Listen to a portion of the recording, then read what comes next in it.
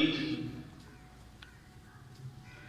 یقیناً شرم و حیا کے متعلق ایک بات جو ہم نے سمجھی ہے، جو پیارے نبی صلی اللہ علیہ وسلم کا فرمان ہے کہ الحیاء والایمان قرناً جمیعا، حیا اور ایمان یہ دونوں اکٹھے ہیں. وَإِنْ رُفِعَ أَحَدُهُمَا، اگر ان دونوں سے ایک ختم ہو جائے تو دوسری چیز آٹومیٹکلی خود بخود ساتھ ختم ہو جائے گی. یعنی اگر حیا ہے تو ایمان ہے، حیا نہیں تو ایمان بھی نہیں. اگر ایمان ہے تو حیا ہے، اگر ایمان نہیں تو حیا بھی نہیں. تو محترم بھائیوں، اسی بات کو آگے چلاتے ہوئے آج ہم یہ دیکھنا چاہتے ہیں کہ اللہ تبارک و تعالی نے، یعنی اسلام نے، شریعت نے، اسلام نبوی، اسلام محمدی نے صلی اللہ علیہ وسلم نے عورت کو کیا مقام دیا ہے، کیا عزت دی ہے، اس کو کیا شرف اس کو بخشا ہے. کیونکہ مستشرقین یعنی یورپ اور مغرب کے اندر یہ پراپگنڈا عروج پر ہے کہ اسلام شدت پسندی کا درس دیتا ہے، اسلام سختی لے کر آتا ہے، اسلام عورت کو آزادی نہیں دیتا. اور آہستہ آہستہ یہ بات وہاں سے چلی، ہمارے اس بر صغیر کے اندر بھی یہ بات معروف ہوئی، اور پھر مسلمانوں کے اندر بھی کئی ایسے طبقات موجود ہیں بظاہر ان کی تعلیم، بظاہر ان کی ڈگریاں اور ان کے اثر و رسوخ بڑے مسلم ہیں، مانے جاتے ہیں، اور اپنی اسی تعلیم کے بلبوتے پر، اپنی انہی ڈگریوں کی حیثیت کے مطابق لوگوں کو یہ متعارف کروانے میں وہ لوگ لگے ہوئے ہیں کہ جی اسلام یہ شدت پسندی کا درس دیتا ہے، اسلام عورت کو آزادی نہیں دیتا، اسلام عورت کے خواتین کے جو حقوق ہیں ان کو پورا نہیں کرتا. محترم بھائیوں، میں نے کچھ باتیں پچھلے خطبے کے اندر بھی عرض کی تھی. اللہ کی قسم اٹھا کر کہتا ہوں، اور دنیا کو یہ اس بات کا چیلنج ہے کہ آج تک کوئی مسلک نہ پہلے نہ بعد میں کوئی ایسا مذہب نہیں، کوئی ایسا مسلک نہیں کہ جو عزت اسلام نے عورت کو دی ہے اس کا مقابلہ کر سکے. جو عزت اسلام نے عورت کو دی ہے، جو شرف اسلام نے بخشا ہے، دنیا کے کسی مسلک اور مذہب کے اندر عورت کو وہ مقام حاصل نہیں ہے.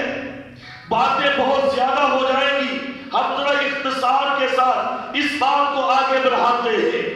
اسی یورپ مغرب سے جن سے آج ہم بڑے مرعوب ہیں، کہ جن کے بیٹھ کر ہم دروس اسباق لوگوں کو سناتے ہیں اور لوگوں کو ان کی طرف قائل اور مائل کرتے ہیں، انہی کی سابقہ ہسٹری کو دیکھ لیجئے، انہی کی سابقہ زندگی کو دیکھ لیجئے.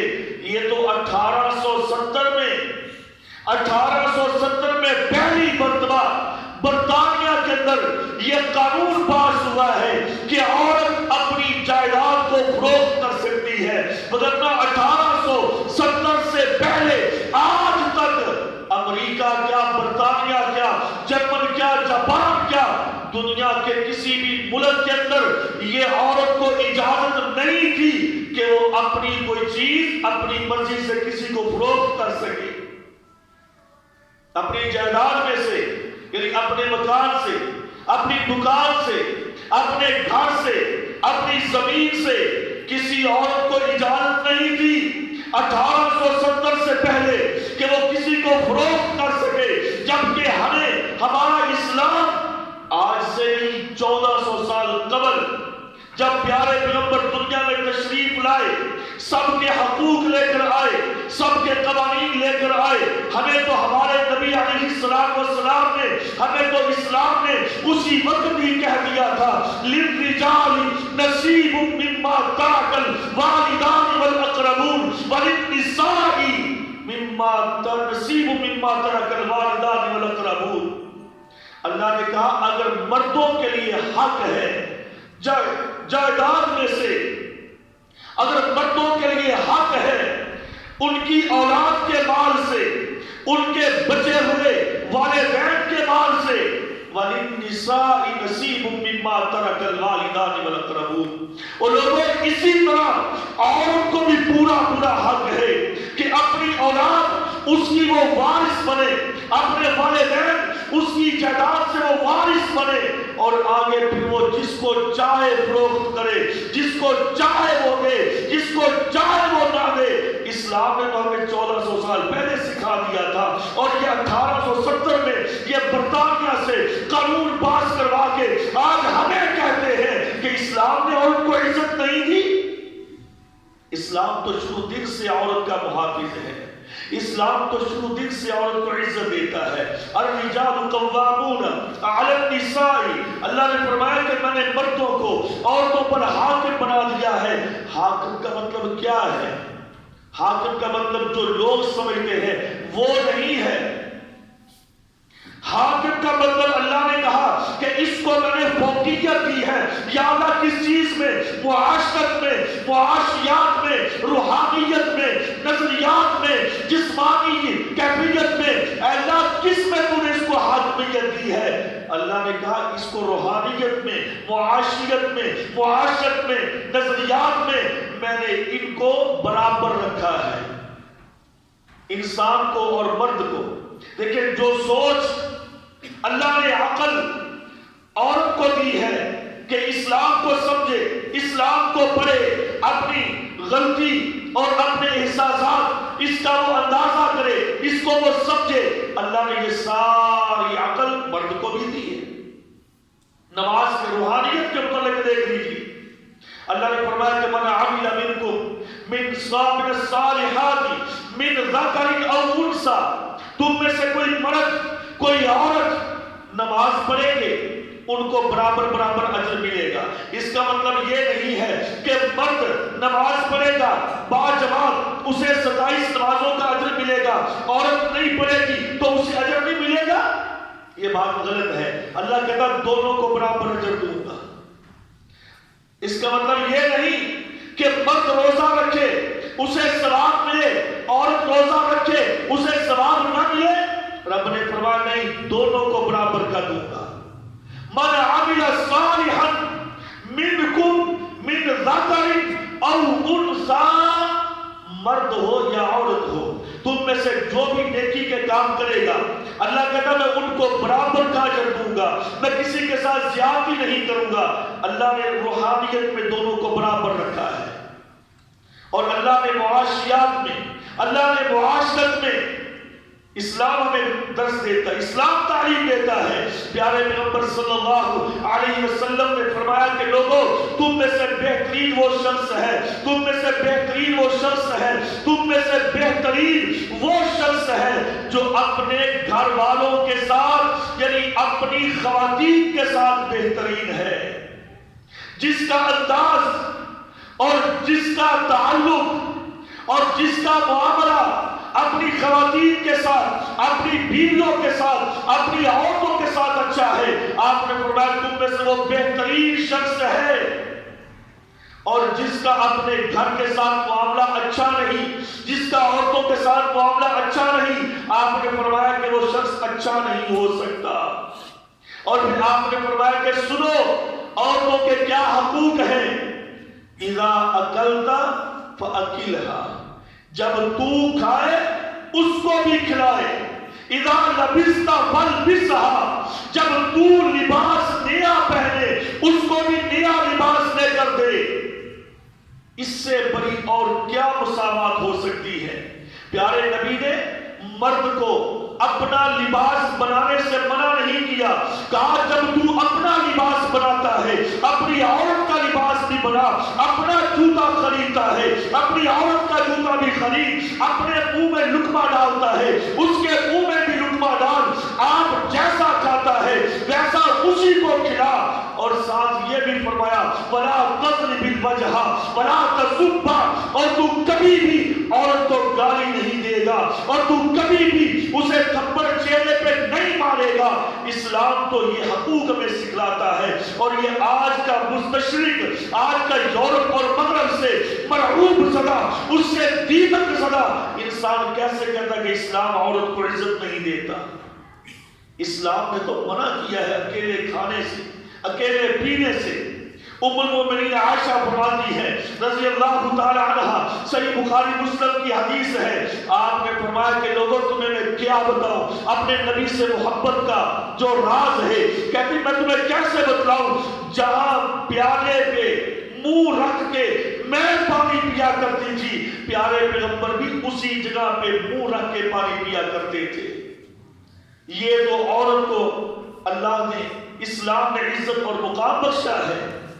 اور بات کو تھوڑا سا تفصیل کے ساتھ واضح کرنا چاہتا ہوں، ام المؤمنین کہتی ہے یہ ان دنوں کی بات ہے کہ جب مخصوص ایام ہوتے ہیں، کہ جب معاشرہ عرب کا اور معاشرہ جہالت کا، اور جب یہ جاہل لوگ عورتوں کو گھروں سے باہر نکال دیتے تھے، جنگلوں میں چھوڑ دیتے تھے، یا ایک کمرے میں بند کر کے باہر سے کنڈی لگا دیتے تھے، اور جیسے جانوروں کو، حدیث میں الفاظ موجود ہیں کمثل الکلب، جیسے کتے کو روٹی اور پانی ڈالا جاتا تھا، اسی انداز سے ان ایام کے اندر عورت کو کمرے میں بند کر کے رکھ دیا جاتا، کسی سے کلام نہیں کرنا، کسی سے بات نہیں کرنی، اب تیری روٹی بھی یہاں پہ آئے گی، تیرا پانی بھی یہاں پہ آئے گا، تو باہر نہیں نکل سکتی۔ وہ اس اذیت ناک زندگی کے ساتھ دوچار تھی، تو اسلام نے،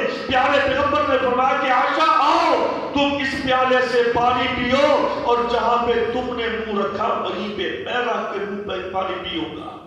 اسلام نے تو عزت یہ بخشی ہے، اسلام نے تو یہ مقام دیا ہے عورت کو۔ اور آج کہتے ہیں کہ اسلام شدت پسندی کا دین ہے، نہیں میرے بھائیوں، بات وہی ہے جو میں نے پچھلی دفعہ کی تھی، کہتے ہیں آزادی، اسلام آزادی نہیں دیتا۔ بھئی کس بات کی آزادی؟ کون سی آزادی؟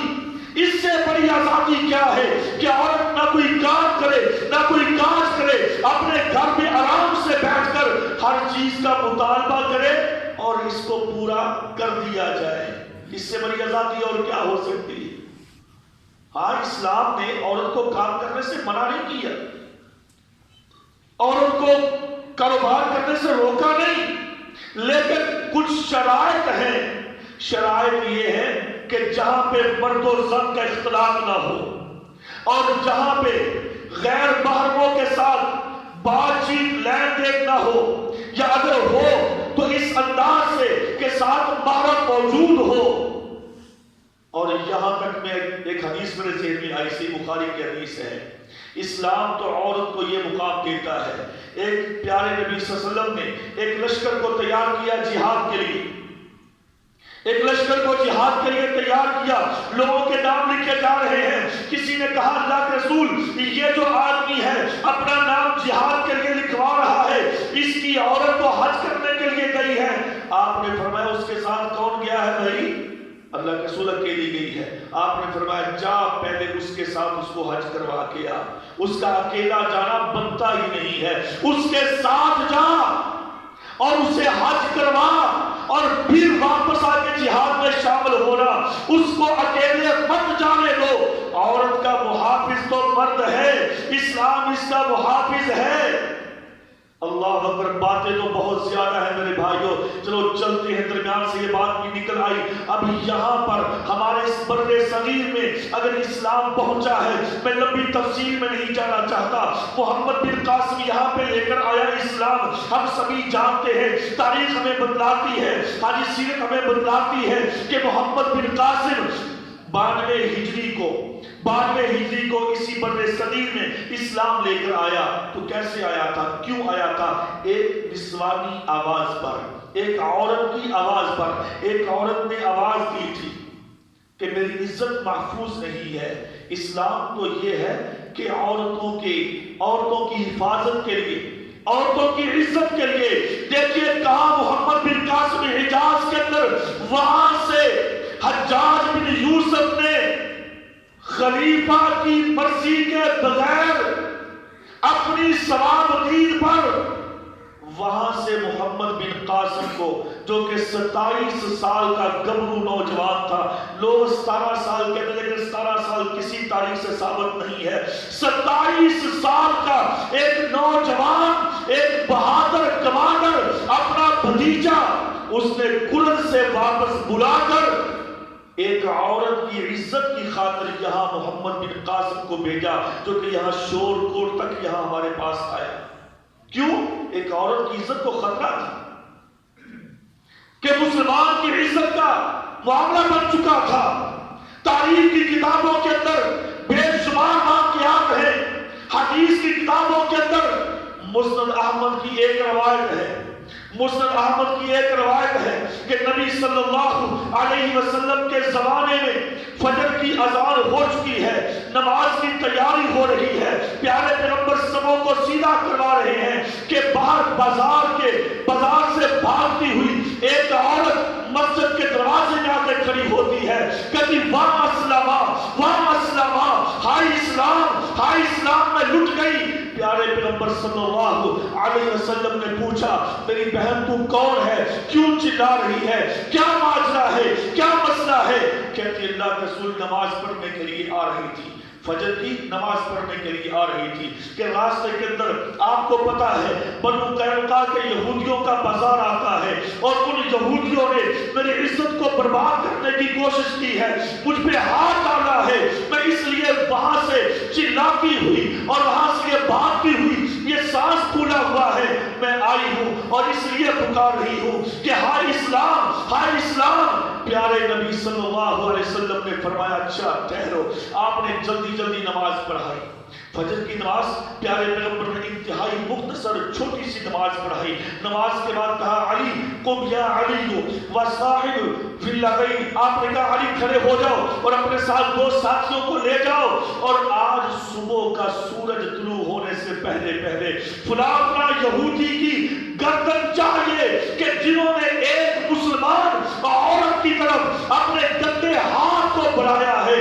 علی رضی اللہ تعالی عنہ وہاں سے اٹھے، اپنے ساتھیوں کو 2 کو ساتھ لیا، تلواریں میانوں سے باہر نکالی ہوئی ہے، اور صبح کا سورج طلوع ہونے سے پہلے بنو قینقاع میں جا کر قبیلے سے پوچھ گچھ کر کے ان یہودیوں کو تلاش کیا اور ان کی گردنیں تن سے جدا کی، اور خون آلود تلواریں لے کر مدینے میں یعنی کہ مسجد میں واپس آ گئے۔ پیارے پیغمبر اور صحابہ کرام ابھی تک ان کے انتظار میں بیٹھے ہوئے تھے، جب تک بدلہ نہ لے لیا پیارے پیغمبر اس وقت تک اسی کشمکش اور انتظار میں تھے کہ اس میری بہن کا بدلہ کیسے لیا جائے گا۔ اور میرے بھائیوں، اسلام تو عورت کی یہ عزت کرتا ہے، اسلام تو عورت کا ایسے تحفظ کرتا ہے۔ ایک صحابی کہتے ہیں، ابو ہریرہ رضی اللہ عنہ ایک صحابی کہتے ہیں پیارے پیغمبر کے پاس آ کر اللہ کے رسول مجھے بتائیے کہ دنیا میں سب سے زیادہ میں کس کا احسان مند رہوں کہ جس کا مجھ پہ احسان ہو میں اس کا احسان مند رہوں۔ آپ نے فرمایا امو کا۔ اس نے پھر پوچھا، کہا امو کا، بڑی مشہور حدیث ہے۔ اس نے پھر پوچھا، آپ نے کہا امو کا۔ اس نے پھر چوتھی مرتبہ پوچھا، آپ نے فرمایا ثم ابو کا، پھر تیرا باپ ہے۔ یعنی کہ 3 مرتبہ زیادہ اللہ نے عورت کو مرد پر فوقیت دی ہے، اور اللہ تبارک و تعالیٰ نے چوتھے مقام پہ باپ کو جا کے شامل کیا ہے۔ عورت کو یہ مقام کس نے دیا؟ اسلام نے دیا ہے۔ اللہ اکبر کبیرہ۔ عورت کو یہ مقام اسلام کے علاوہ اور جن کی آج بات کرتے ہیں، یہ ہندو مذہب، یہ سکھ مذہب، یہ کرسچن مذہب، یہ یہودی مذہب، یہ ملحد، یہ بدھ مت، یہ داریے، یہ کمیونسٹ، یہ دنیا کے سارے مذاہب، ان کے اندر عورت کی کیا قدر ہے، عورت کی کیا قیمت ہے؟ بھیڑ بکری سے زیادہ ان کی قدر و قیمت نہیں ہے۔ جیسے چاہتے ویسے اس کو بیچ دیا جاتا، جیسے چاہتے۔ اب لمبی باتیں ہم کرنے کی ضرورت نہیں ہے، ہم سبھی جانتے ہیں، ہم پرسنتے پڑھتے لکھتے رہتے ہیں کہ زمانہ جاہلیت میں ماں، بہن، بیٹی سوائے ایک سگی ماں کے حقیقی کے علاوہ باقی تمام عورتوں کو اپنے لیے حلال سمجھا جاتا تھا. اس میں بیٹیاں ہو، اس میں بہنیں ہو، اس میں خالائیں ہو، اس میں پھوپھیاں ہو، یا اس میں کوئی بھی عزیزہ ہو، اس میں کوئی بھی محرم ہو. محرم کا تصور نہیں تھا، کنسپٹ نہیں تھا، اور سوائے ایک سگی ماں کے.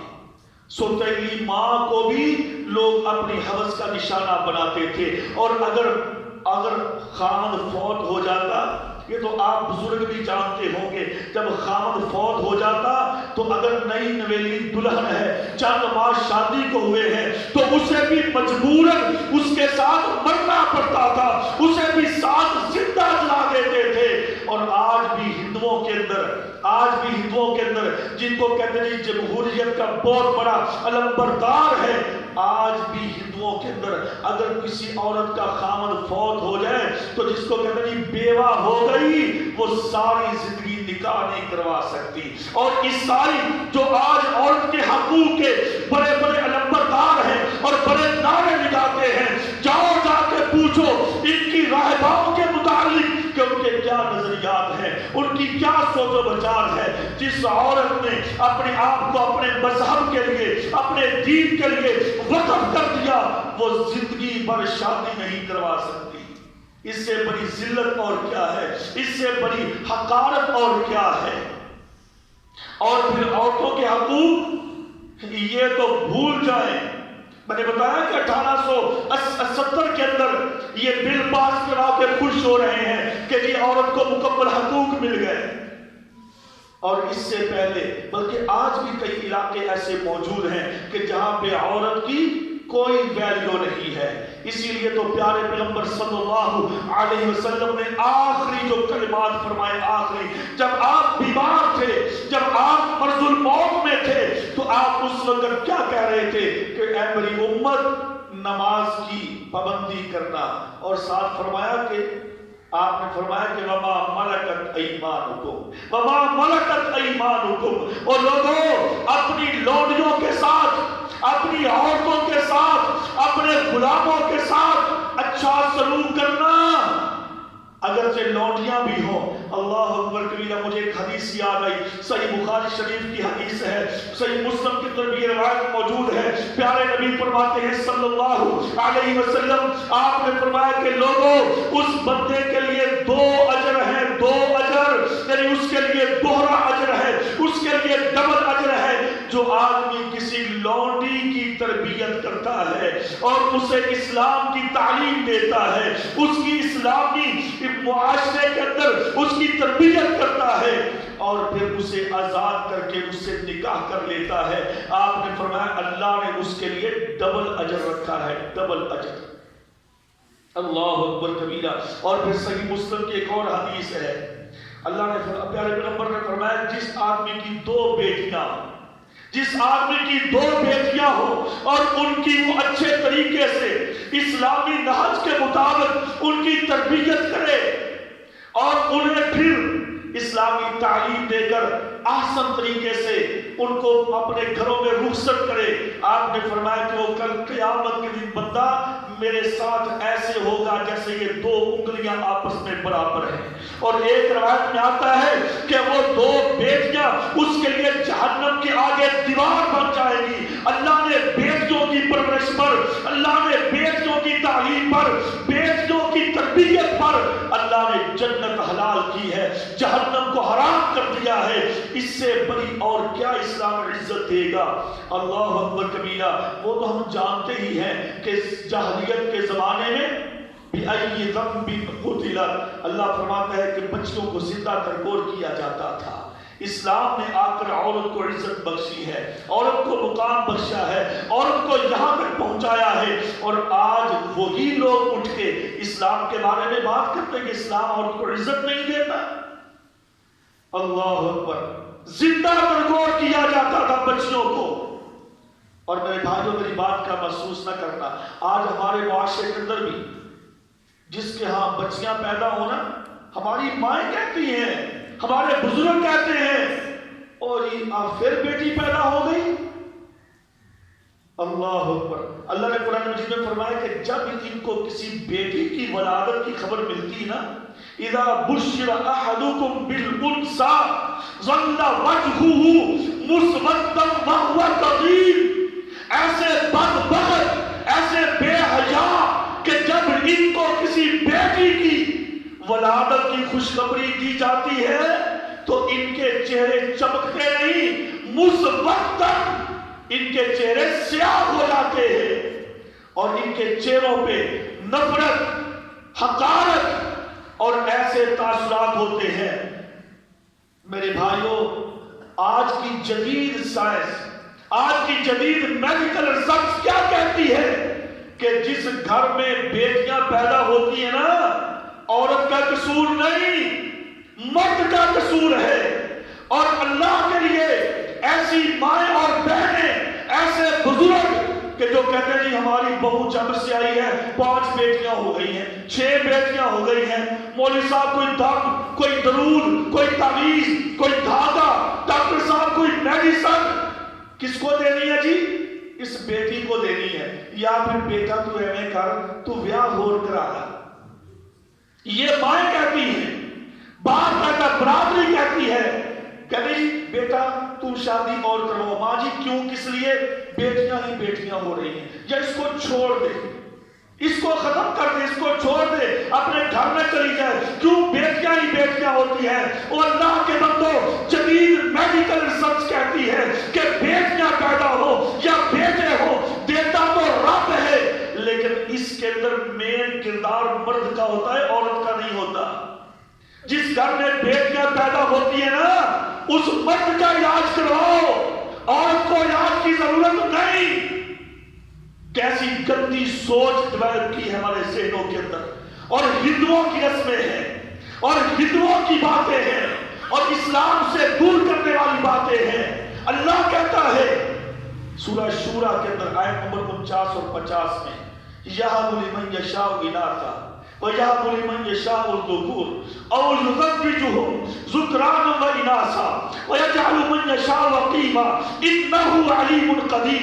رب نے کہا زمین و آسمان کی بادشاہ میرے پاس ہے، میں جس کو چاہوں بیٹیاں دوں، میں جس کو چاہوں بیٹے دوں. أَوْ یُزَوِّجُهُمْ ذُکْرَانًا وَإِنَاثًا، میں جس کو چاہوں بیٹیاں اور بیٹے دونوں ملا کے دے دوں. وَيَجْعَلُ مَن يَشَاءُ عَقِیمًا، اور لوگوں میں جس کو چاہوں کچھ بھی نہ دوں. ساری زندگی علاج کروائے، رب نہ چاہے تو کچھ بھی نہ ملے.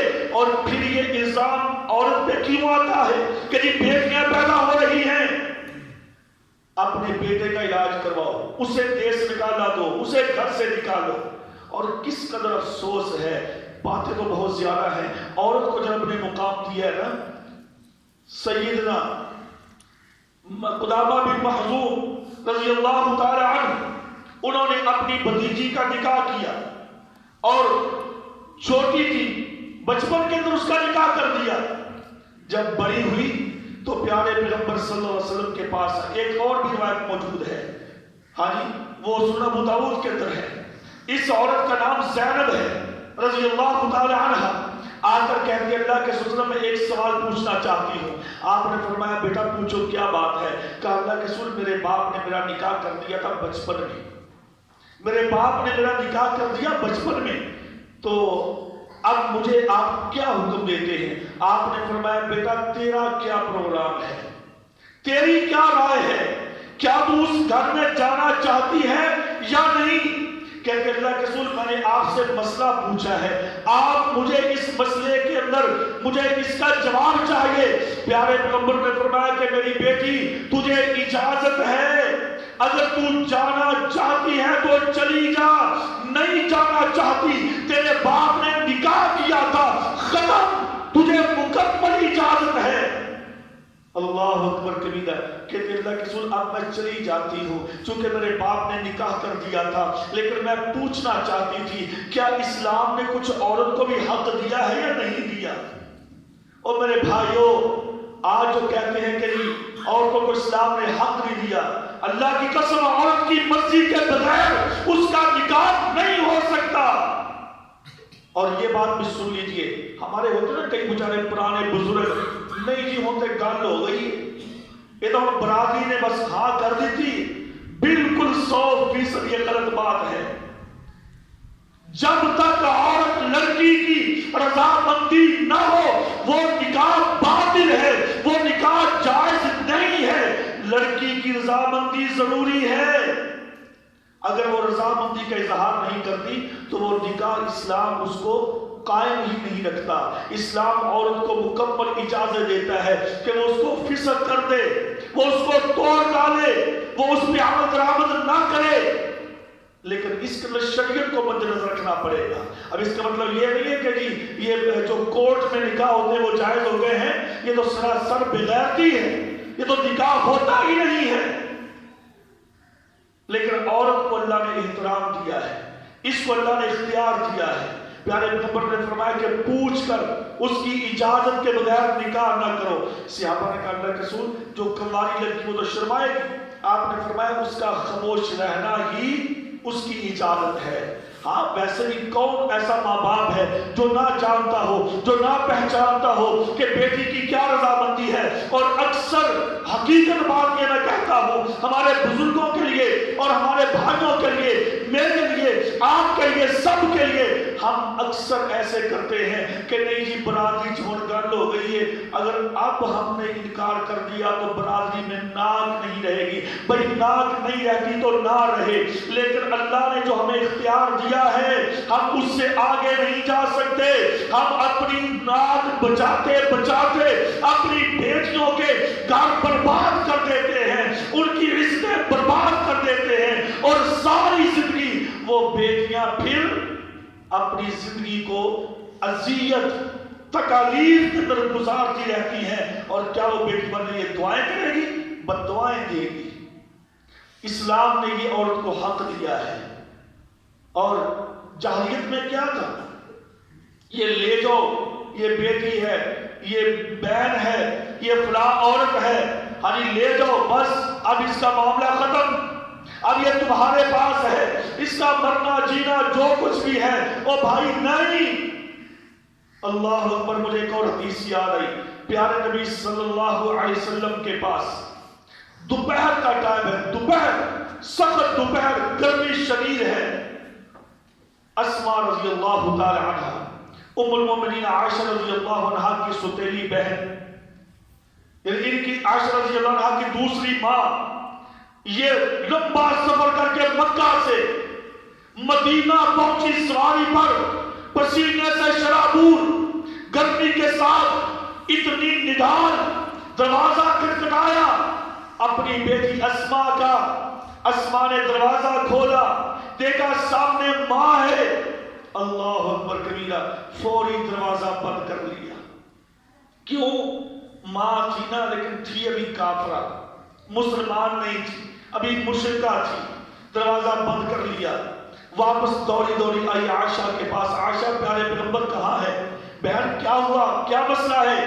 سوال پوچھنا ہے, اتنی گرمی دوپہر میں, کہا بتاؤ اللہ کے رسول کہاں ہے؟ پیارے پیغمبر نے کہا اسماء بیٹا کیا مسئلہ ہے؟ اللہ کے رسول بات یہ ہے گرمی کا موسم ہے, پسینے سے شرابور ہے, میری ماں آئی ہے, لیکن آپ کو تو پتا ہے کہ مسلمان نہیں ہے, وہ ابھی مشرکہ ہے. پیارے پیغمبر نے فرمایا کہ سلینی اسماء, اسماء جاؤ دروازہ کھولو, اسے بٹھاؤ, اسے پیار دو, اسے محبت دو, اس کی خدمت کرو, اس کی ضیافت کرو. وہ تیری ماں ہے, اگرچہ وہ کافرہ ہی کیوں نہیں, اگرچہ وہ مشرکہ کیوں نہیں, لیکن ہے تو تیری ماں.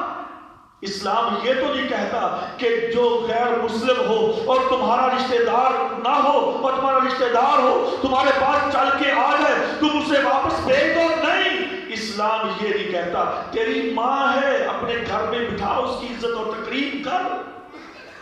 یعنی اسلام تو غیر مسلم عورت کا بھی احترام کرتا ہے. اسلام مسلمان عورت کا تو احترام کرتا ہی کرتا ہے, غیر مسلم عورت کا بھی احترام اسلام سکھاتا ہے. آؤ آخری بات کرتا ہوں. طارق بن زیاد کا نام کون نہیں جانتا؟ طارق بن زیاد نے اندلس کے پار جا کر کشتیوں کو جلا دیا. ساری دنیا جانتی ہے, تاریخ بتاتی ہے, کشتیوں کو جلایا, چلے اندلس کو فتح کیا. ہاں کیوں گیا تھا, کس نے بلایا تھا, کیسے گیا تھا جو آج اسلام پر اعتراض کرتے ہیں یہ بے ایمان یورپ کے باشندے یا مغرب کی تہذیب کے دل دادا، ان کے منہ پہ ایک تماچا ہے کہ طارق بن زیاد اندلس کے پار کیوں گیا تھا؟ تمہاری بہن کی عزت بچانے کے لیے۔ عیسائی عورت تھی نا، مسلمان نہیں تھی۔ عیسائی عورت ایک وزیر کی بیٹی جس کو ایک عیسائی بادشاہ نے اپنی ہوس کا نشانہ بنایا، اس نے فریاد کی، اس نے آواز دی، تو کس کو دی تھی؟ اپنی عیسائیت کو دی یا اپنے کسی بڑے کو دی؟ نہیں، اسے پتا تھا کہ میرا مسلک، میرا مذہب دنیا کے دیگر مذاہب وہ عورتوں کے حقوق کی پامالی کرتے ہیں۔ اگر عورتوں کے حقوق کی حفاظت کرتا ہے تو صرف ایک مذہب ہے اور اس کا نام اسلام ہے۔ اس نے آواز دی اور طارق بن زیاد نے ایک عیسائی عورت کی آواز پر لبیک کہتے ہوئے اندلس کے پار جا کر کشتوں کے جلانے والا واقعہ بھی آپ نے سنا ہے، اور اندلس کو فتح کیا اور اس ایک عیسائی لڑکی کو بازیاب کروایا۔ ایک عورت کی آواز پر چلتے چلتے ایک اور چھوٹا سا واقعہ ہے۔ خلیفہ معتصم باللہ رحمت اللہ علیہ، تاریخ کے اندر بڑا نام ہے۔ ایک تاجر اپنا مال لے کر ترسوس کے علاقے میں آیا اپنا مال بیچنے کے لیے۔ ایسے ہی ایک گھر، ایک مکان کے ساتھ گزرا اور اس مکان سے آواز آ رہی تھی، واہ معتصمہ، واہ معتصمہ، کہ اے معتصم باللہ، تیری حکومت میں ہوتے ہوئے تو مسلمانوں کا خلیفہ ہے، مسلمانوں کا امام ہے، تیرے ہوتے ہوئے آج ایک مسلمان عورت پہ ظلم ہوتا ہے۔ یہ آواز اس تاجر کے کان میں پڑی۔ اس نے پاس ایک دکاندار سے پوچھا، بھائی یہ کیا ماجرا ہے؟ اس نے بتایا کہ یہ ایک یہودی کا گھر ہے۔ اس نے کہا یہ آواز کیوں آتی ہے؟ بتانے والے نے بتایا کہ یہ ایک عورت ہے، مسلمان ہے، اور اس کی لونڈی ہے، اور یہ بے ایمان یہودی اسے مارتا ہے، اسے اذیتیں دیتا ہے، اور کہتا ہے بلا اپنے مسلمان کسی بھائی کو، بلا اپنے مسلمان حکمران کو جو تیری عزت کو بچائے اور تجھے مجھ سے چھڑا کر لے جائے۔ تو یہ بیچاری آوازیں دیتی رہتی ہے کہ کبھی تو میری آواز پہنچے گی۔ اس نے کہا میرا سامان لیتا ہے، اتنے کا چل، اتنے پیسے مجھے دے، میں سامان اپنے پاس رکھ۔ سامان اس کو اونے پونے میں دیا، واپس سیدھا وہاں سے بغداد گیا۔ اور بغداد ابھی معتصم باللہ اپنے محل کے اندر، اپنے مکان کے اندر ٹہل رہا تھا اپنے لوگوں کے ساتھ۔ اس نے دروازے میں کھڑے ہو کر آواز دی، ارے معتصم باللہ، بھئی کیا ہوا؟ کون ہے؟ کدھر سے آیا ہے؟ کیسے آنا ہوا؟ میں ایک تاجر ہوں، یہاں ہی رہنے والا ہوں، میں ترسوس گیا تھا، وہاں سے میں یہ پیغام لایا ہوں تیرے لیے۔ اچھا، تو مجھے پتا نہیں کہ میرے ہوتے ہوئے ایک مسلمان عورت مجھے آوازیں دے اور مجھے پتا نہ چلے۔ ترسوس کی طرف منہ کر کے کہا، لبیک یا اختی، میری بہن میں آتا ہوں، اور فوراً اپنے لشکر کو کہا، لشکر والوں تیار ہو جاؤ، ابھی اسی وقت ہم نے ترسوس پہ چڑھائی کر دی ہے۔ اور خود کہا میں اپنے آپ پہ حرام سمجھتا ہوں اچھا کھانا، اچھا لباس، اچھا بستر اور اپنے گھر عورت کے پاس جانا جب تک اپنی اس بہن کا بدلہ نہیں لے لوں گا۔ اپنی فوج کو ساتھ لیا، ترسوس پہ آ کے چڑھائی کی۔ کئی دن کے محاصرے کے بعد اس قلعے کو فتح کیا، عیسائیوں سے اس کو خالی کروایا اور اس یہودی کو تلاش کیا، اس عورت کو سامنے لا کے کھڑا کیا اور اس چوک کے اندر اس کو کھڑا کر کے اس کی گردن تن سے جدا کی اور کہا کہ سن لو دنیا کے یہودیوں اور عیسائیوں غیر مسلموں، مسلمان ابھی زندہ ہے۔ اگر مسلمان کی عزت کی طرف کسی نے نگاہ اٹھائی اس کا انجام یہی ہوگا کہ سر بازار اس کی گردن تن سے جدا کر دی جائے گی۔ یہ عزت، یہ تحفظ کس نے دیا ہے عورت کو؟ اسلام نے دیا ہے۔ اور ابھی بھی کہتے ہیں کہ اسلام عورت کا محافظ نہیں ہے۔ تو میرے بھائیو، اللہ کی قسم، جو تحفظ اسلام نے عورت کو دیا ہے وہ کسی مذہب کے اندر نہ ملا ہے اور نہ ملے گا. اس لیے ان کافروں کے اور ان کے دلدادہ لوگوں کے جھوٹے پراپگنڈوں میں مت آئیے کہ اسلام عورت کو آزادی نہیں دیتا. جتنی آزادی اسلام نے دی کسی نے نہ دی، جتنی عزت اسلام نے بخشی کسی نے نہ بخشی. اللہ سمجھنے کی عمل کی توفیق دے. وما علیہ الا البلاغ.